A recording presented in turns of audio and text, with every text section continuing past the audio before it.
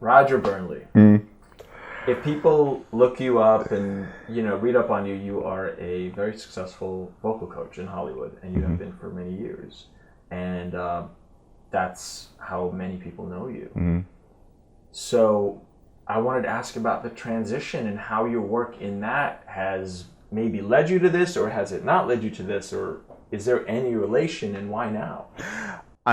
I see the relation now. I didn't know when I was starting. And I'll tell you, it's a really interesting thing because I've done so many different careers. People know me as this, but I was an accountant. I ran beauty salons. I mean, I did so many different crazy careers. I didn't know where any of them were leading me. But I start to understand the whole singing thing because when I was 12 years old is when someone said, you can actually sing. And I said, I didn't know that, and so I started pursuing it. But I also recognized that I was terrified of it. Even when they told me that I had talent, I never believed it. And I would go through my life, in school and college and all of that, continually do it and being terrified. Even when I was performing and doing shows, I was always terrified. I go, there's got to be some reason that you're doing this. And so then later on, I thought, well, maybe I'm supposed to coach people. So that's when I started doing vocal coaching. When I started doing the vocal coaching, I recognized when I was working with people that I was able to see very clearly their fear, their insecurities, everything that they were going through because I had done it. And so I started to recognize maybe that's why I even started doing coaching to begin with, because I had gone through all of those things. And when I sit with someone, I can read what's going on with them. Then I started to develop this ability that I recognized at some point later that I could just kind of read energy to a certain degree. And it gave me the ability to work with my clients vocally. It was like I could see inside their body and know what was going on or something. It was just an energetic thing.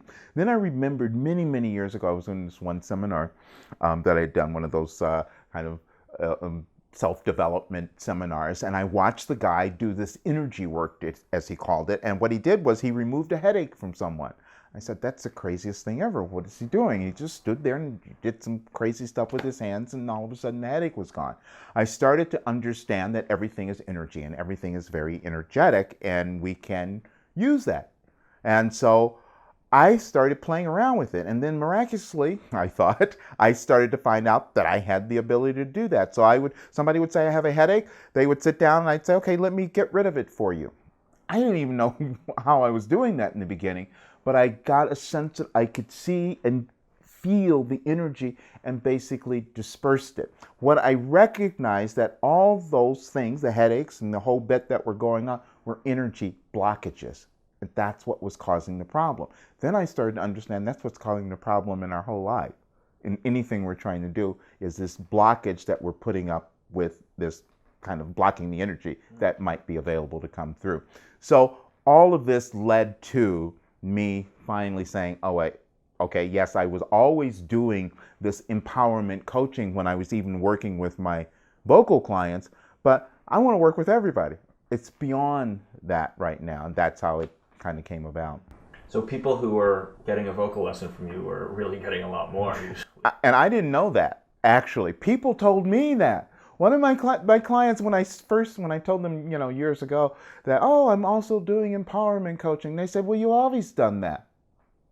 I go, really? Yeah. They said, this is what you do when we're working with you in a lesson. You never let us not get out of there without seeing something else that's going on other than just the voice. And I go, that's true, because I always try to look at the whole person when I'm working with anybody. So that was how that all came about. That's really interesting.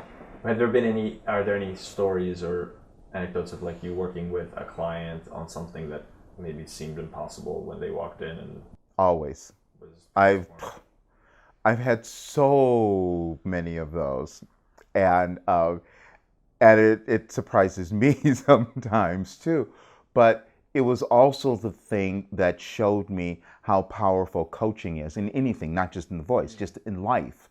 Because when you're given direction, when you're given instruction, and if the instructions and the direction are based on things that work, that work, then you're going to get a result. Now, because I'd been doing coaching forever, singing, vocal coaching, and singing forever, and what I had to discover in my own voice, because I was not perfect when I started. I didn't even think I was a good singer to begin with, but I understood that with practice and understanding what you're doing physically, that you could achieve that. And so that's what I was going for. So I always believe that with my clients. I had something on my site that said, anybody can learn to sing.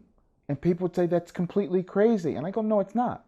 And I believe if you can speak, if you can say words, you can do that. It's because you can be given really practical things to do that would start to develop that. I believe the same thing is true in our lives. If we're given the right tools, techniques to go about creating our lives,